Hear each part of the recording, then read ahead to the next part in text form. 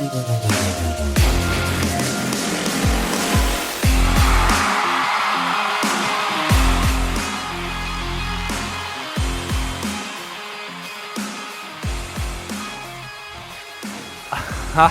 told you after I went to training camp, and I wasn't the only one saying this, that Anthony Richardson was definitely going to be the starter for these Indianapolis Colts. Now, there's so many angles. There's so many different directions I can go here. Which direction am I going to go? So, all right, let's start here.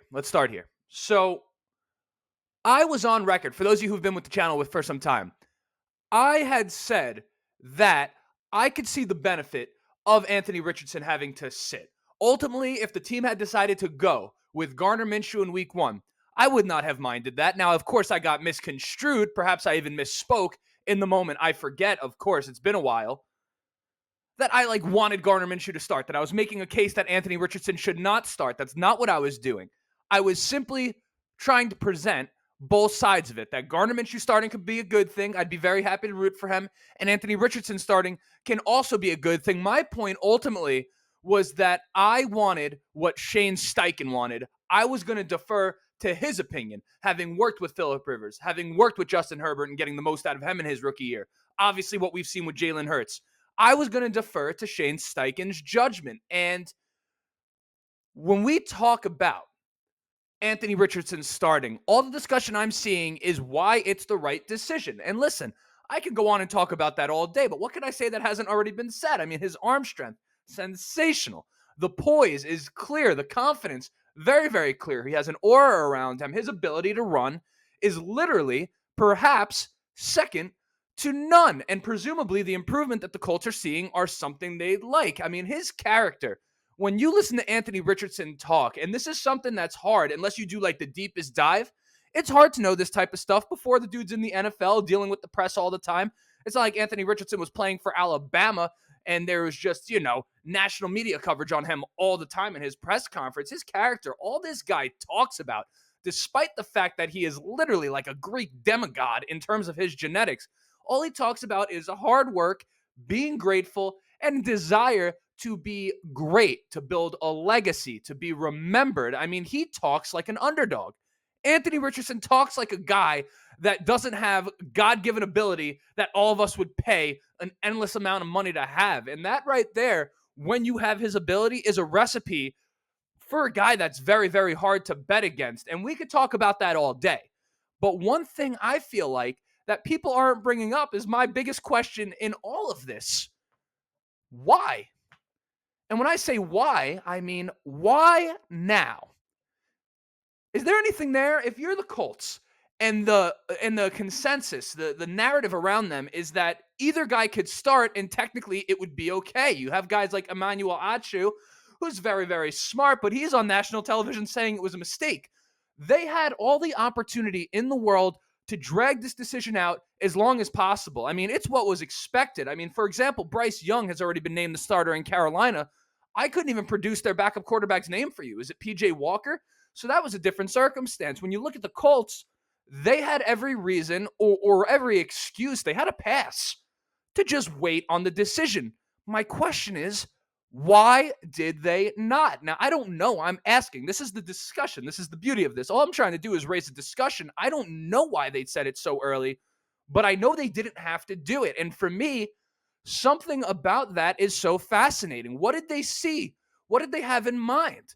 I mean, to think that this was just a mindless, there was no reason they decided to announce it this early, I would dare say is maybe, I don't know, a little naive or just maybe for my taste, just not digging in deep enough. I don't know. I mean, I said I wasn't going to talk about him. Does it have anything to do with the fact that a negative story came out about Jonathan Taylor, right? He had the personal leave of absence. Was that before or after the fact? I'm pretty sure it was before off my head. I didn't plan that too much prior to say that. Was it just the fact that they wanted to offset that negative story with Jonathan Taylor and say, hey, everyone, get excited. Anthony Richardson is the starter. Now, that is completely far-fetched by me, and I'm aware of that. What I'm coming to the conclusion of, or what I think is more likely, is what I've been saying is the fact that they know something that most people do not. The Colts know that Anthony Richardson is far more ready than is being let on. And I went to training camp, and again, I said the first day I was there, the 5th and the 6th. The 5th was one thing. I mean, obviously Anthony Richardson's talent stood out, but in terms of his ability to orchestrate the offense, whatever, it was what it was. But that Sunday, he looked amazing. And that, I think, is what the Colts are looking at. They're saying, not for anything, how good can this kid be day one? I mean, his ability to throw the ball is like not many other people in the league. And what's so special about him is that he wants to do it inside of the pocket. And when you look at everything we know about Anthony Richardson, everything we've been learning, and now you start to see the way some of these pieces are coming together, the Colts offense, I think, has a chance to be far, far better this year than people are giving them credit for. And I just want to break down why I think that is. So let's get into it. But before we do, my name is Justin. This right here is the Ride in the Bench Colts cast. As always, if at any point during the video you're enjoying it, go ahead, shoot it a like. It is going to help me get out to as many Colts fans as humanly possible. Are you listening again? Are you a returning listener?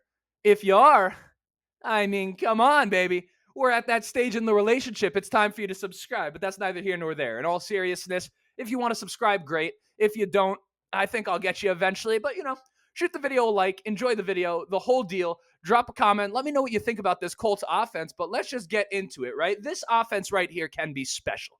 And we look at a team that maybe before the draft, we kind of had questions about the receiver room and some of these weapons. And of course, we still have the big question in the backfield.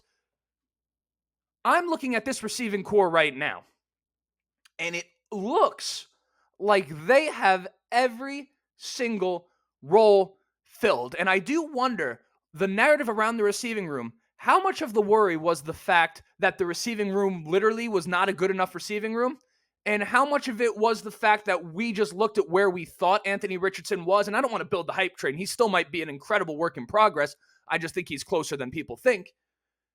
Were we looking at Anthony Richardson's limitations, or what we viewed to be limitations, and saying this receiver room is not good enough to support that? Because there's a distinction between those two things, right? You could have a solid receiver room, but maybe just not good enough to lift up a quarterback. And then you can have, just a bad receiver room in general, right? Which one were we talking about for Indy? Because for me, I mean, when you talk about what we've seen in the preseason, which was just one game, and tomorrow will be a second game potentially, as I record this, we don't know. Anthony Richardson wants to do this from the pocket. He has great anticipation on some of these timing routes. The short and intermediate passing game was something that we didn't expect him to look so comfortable doing. And now all of a sudden, when we have questions about a guy like Michael Pittman, we look and say, whoa, not for anything. This is looking pretty good now. Richardson was missing him high quite a few times in that game. He's going to have to bring those balls down. Pause. Resume. But regardless, Pittman's a guy I can see as this possession receiver, kind of the Keenan Allen type, maybe even get the ball down the field a little bit. That in of itself is a role. That's a great receiver to have. That safety net, that guy that's going to get you 10 to 20, maybe not 50, but not 3, right? That guy that you're kind of a chain mover type of receiver. We have that. So that's one piece of the offense we have. We look at Alec Pierce. This is a guy whose skill set fits really, really well with Anthony Richardson, and it shows in training camp. I think anyone who has been there and has seen this go on is, Pittman's getting involved, and I don't want to put down Pittman. In fact, that's not what I'm doing at all. I think Pittman's spectacular. I think he doesn't get enough respect from Colts Nation, but that's neither here nor there. But Alec Pierce is a guy who, of course, he has to hold on to the football, guys, but let's give him a chance, because in terms of a connection, just a natural chemistry, styles matching up well. You have a guy in Richardson that likes to put the ball down the field. He does put the ball kind of, he needs a guy with some range, it seems, at times, just due to some level of inaccuracy or just, the thing with the young quarterback is that they really like guys that have big, rangy bodies. The Colts have a lot of those. And it's because you could kind of rely on a guy, over in the course of a game while things are moving fast, particularly as you're newer. It is hard to just put it on the money every single time. You have a smaller player, you really have to put it in the basket from. But a bigger guy, you could kind of throw it in a spot and let him use his body to go get to it. Alec Pierce fits in that mold, let alone the fact that he clearly is a very, very viable down the field threat, even if maybe the catching right now is something that, by the way, I'm not too worried about it. He had a slow start last year and bounced back very well. But in terms of separation and a guy to throw the ball to and a guy that you could rely on to be in a position to make a play down the field, You have Alec Pierce. So now you have those two pieces on the outside at wide receiver, almost like the Chargers would have a Keenan Allen and a Mike Williams, let's say. That's kind of how I view that type of thing. Now, do I like Alec Pierce better than Mike Williams? Yes, I think Mike Williams stinks, but this is not a Chargers show. You look at the slot. Listen, we have two, and no matter how you slice it, we have two guys in the slot right now who are bona fide threats, bona fide specialists at that position. So now you have these guys on the outside, right? You have the intermediate down, you have down the field settled. What you need is that guy that's going to open up kind of the middle of the field within 10 yards, make some guys miss. Both Isaiah McKenzie and Josh Downs hit the mark. And I want to take, because I could praise Josh Downs all day. I love Josh Downs. I not wish, because clearly things turned out how they turned out. I would not have blinked if the Colts drafted Josh Downs in the second round. That's how high I was on Josh Downs. And I'm not talking about the pick they traded back to at number 44. The Colts initially had the 35th pick in the draft, which off the top was at the third pick in the second round, the fourth pick, the second pick. Right at the top of the second round, the Colts were. If they drafted Josh Downs right there, I was ready for it. In fact, that's who I was lobbying for them to pick. So when they picked a corner for me, I was like, damn, there goes Josh Downs, and we have him. So I love Josh Downs, and like all of us, I want him to kind of be the guy out of the slot. But what I will not do is dismiss Isaiah McKenzie like many other people are doing. Isaiah McKenzie can play. He's going to bring a lot to this offense, and you have two guys that you can trust in the slot to become kind of these safety valves on some of these drag routes, these ones coming across the field, these scrapers, right? If you know that, I call it the Edelman route, but it's kind of like I don't know what it's called, but you kind of fake the in and go out. You got these guys in the flats, the screens, the whole deal. That short passing game can run through this slot position. And now when you look at the receiving core, you say, okay, we have specialists and guys that fit into a specific role at every position. You put that with a quarterback who's trying to learn and a head coach who, at least offensively, is a genius. And in terms of having the head coaching stuff, that personality to command a room, seems like he's pretty sharp on that front as well. There's plenty of reasons to be optimistic about the Colts here. Even that tight end room, despite the fact that no one has separated themselves per se, some people, like a Kent Sterling, might say Drew Ogletree. I look more at a guy like a Kylan Granson who's a little bit more crafty. Jelani Woods, we'll see if he gets healthy. You're looking at every single weapon on this offense and saying, well, not for anything, this guy we can go to in this situation. Like if we're trying to move the chains, we could go to Pittman. If we're trying to go short, we could go to one of these slot guys. If we're trying to get it down the field, we could push it to Pierce. Even Strawn is a guy. Mike Strawn, by the way, Ashton Doolin, sorry to hear it. Hate to hear about that. That maybe gives Mike Strawn an opportunity to make this roster. They are designing a lot of these back shoulder type throws, these one-on-one balls to Mike Strawn. That's another guy that fits into a role. All of a sudden, a team that people were thinking maybe the personnel isn't there.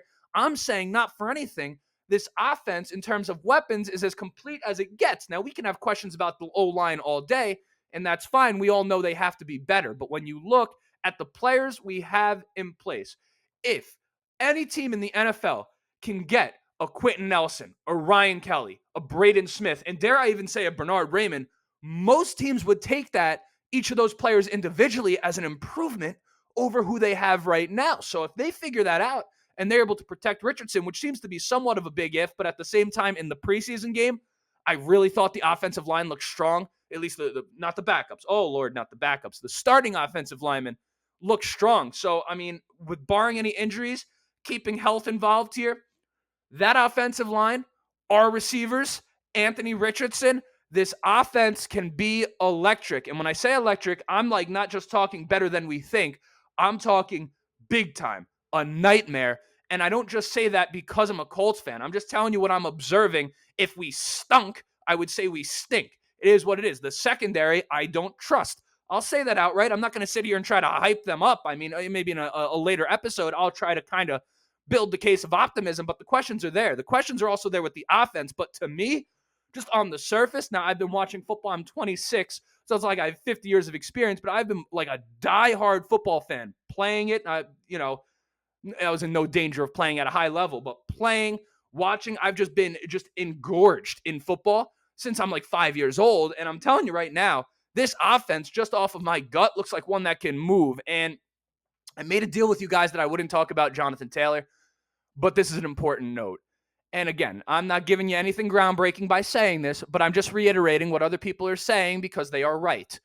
if you put Jonathan Taylor onto this Colts offense, this has a chance to be an offense that is just explosive, a nightmare.